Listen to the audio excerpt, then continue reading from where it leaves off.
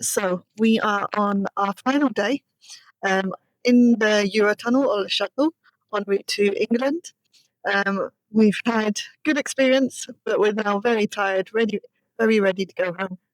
We're now just going to do a roundup of what we have found about the trip, what we've enjoyed, what have we learned.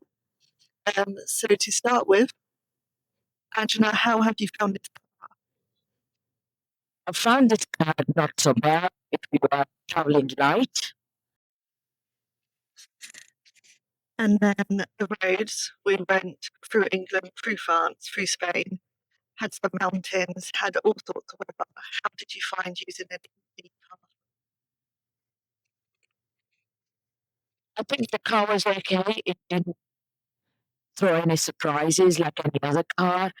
The only uh, concerns were when we went through the mountains, quite a lot of hills, power didn't last as long.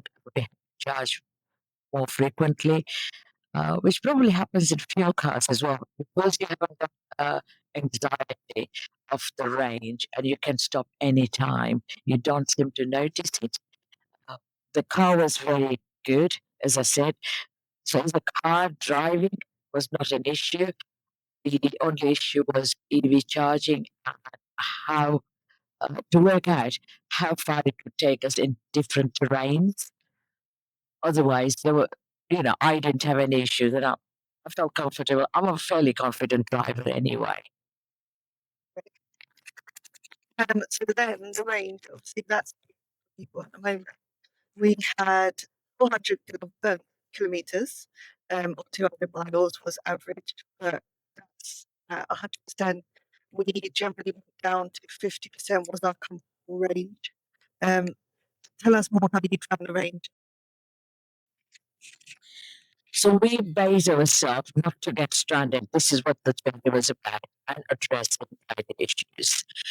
We set ourselves about not to try and get below 50%, but we did get down to 27% at one stage. And it was not by design, it was that we put charge points. And therefore, it was a good bar to set the charge up when the 50%, purely because you don't know when the next charging station is. So it was more of a pressure in Spain. Spanish are not geared up for EV charging in any shape or form. We also found that although we were very well planned to stop at EV charge points, we had at a number of places issues with using the card, uh, iPad or QR codes or apps. So be prepared to spend extra time, and the average time was about 20-25 minutes at the station before you actually start charging. So if you need a charge for an hour, there are no rapid charges and you're going to use slow charger, you're going to spend at least 1.5 to 2 hours at a location before you are ready to go. And that adds on to your journey. And that is another issue that adds on to your anxiety about. I don't think it's about range, but it's about the length of the journey in itself. So we, on average, charged for 40 minutes at each destination. That's going from 40% to 50% to 100. Obviously, it slows down at 80%, but we need that freedom and flexibility to go to 100% so that we don't go too low in where we go to the next stop. Because it's for it to, on average, for it to change to from 100 to 50%, it is a 2-hour drive, which is good for taking breaks, but if you have a long way to go, it's far from ideal. Besides the using the screens, using the apps, how did you find the charges themselves, the weights, having to move them, accessibility? Like Zoe said, we had already downloaded all the apps on our phones prior to our journey. We had identified through our research that we would be using different stops. However, we found out when we got there, we weren't able to use. What I personally found best chargers that we used were small companies, no problems at all with card payment, and some of them only took literally 5 minutes to just go to the charger, and they were quite easy to use. I think larger companies have got quite a complicated process, and I perhaps feel that they're collecting data, and that is why the process is so laborious. They want every detail about you in there before they actually allow you to charge. And RFID card is one way to make sure you travel with. Uh, we had between us probably about 4 cards, credit cards, debit cards. We had apps, online payments entered, and about 3 phones, 1 iPad to use. So we didn't get stranded. We didn't have those anxieties.